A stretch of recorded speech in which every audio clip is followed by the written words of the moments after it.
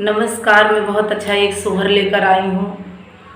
अपनी माँ का सोहर लेकर आई हूँ। माँ तुम्हारे साथ नहीं है लेकिन उसका सोहर हमारे पास है। लीप लिपोत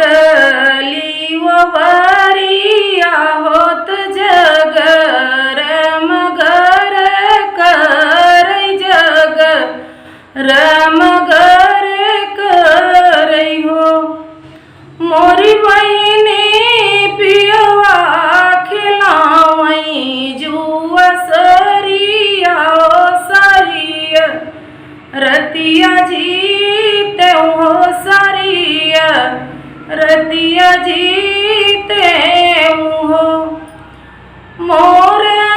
पियवा खिलावई जुआ सरिया हो सरिया रतिया जीते हो सरिया रतिया जीते हो जीती गयो ढाल तलवारिया होत काने कई रुमालिया होत काने कई रुमालिया हो मोरी बहिनी जीती गायो हरी कई बहिनिया हो भैया के संग बिया हब हो भैया के संग बिया हब हो मोरी बहिनी जीती गायो हरी कई बहिनिया हो भैया के संग बिया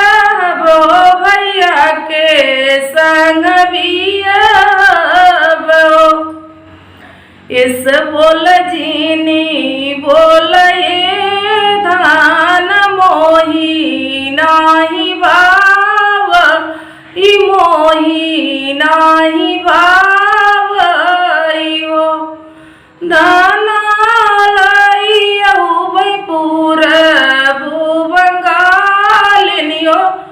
सवाती यही सताई है हो सवाती यही सताई है हो मची यही बाई टली सासु होत बहू वाय राज कर बहू वाय राज कर हो सासु बर जौनया पाना दुलेरुआ हो बंगालिनी जिनलिया वही हो बंगालिनी जिनलिया अवाई हो बेरिया की बेर बहु बर जो हो बर जनाई माँ आनी हो बरज नाही मानी हो बहु पुरुष पछेड़े जीनी पारी हो पुरुष नाही आपन हो पुरुष नाही आपन हो अरे अरे काली बदरिया हो लगाऊ मोरी बहिनी हो लगाऊ मोरी बहिनी हो बदरी जाई बरिस माही देश हो जहाँ रे हरि भी जय हो जहाँ रे हरि भी जाई हो सजावा कयो नवली बदरिया हो सरिया रतिया बरसई हो सरिया रतिया बरसई हो बहिनी ओरी ओरी पीरई पतरेंगावा हो सरनी यान पावई हो सरनी यान पाव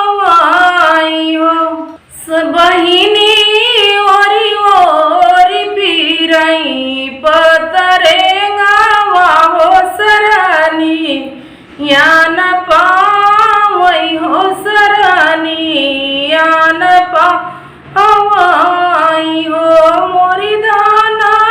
खोली देती जाना ना के वड़िया हो बंगालिनी नलिया उबई हो बंगालिनी नलिया उब आई हो उड़वा के सोई बचमाई नित मुड़े के नमुनिया हो तमुड़े के नमुनिया हो पिया बगले तोहारी महतरिया होइया हो कहाँ उबे होइया हो कहाँ उबे हो पिया गोदिया में सोवा बहोरी लेवा होइया रे कहाँ होइया हो कहाँ उबे हो मुट्ठी भरी ले तपुआरवा हो खिड़की यही में दा सौ हो खिड़की यही में दा सौ हो पिया पिया तोहरे निबाप कई बखरिया होई में जाई सो होई में जाई सो हो। नमस्कार। अच्छा लगे तो लाइक शेयर जरूर करें।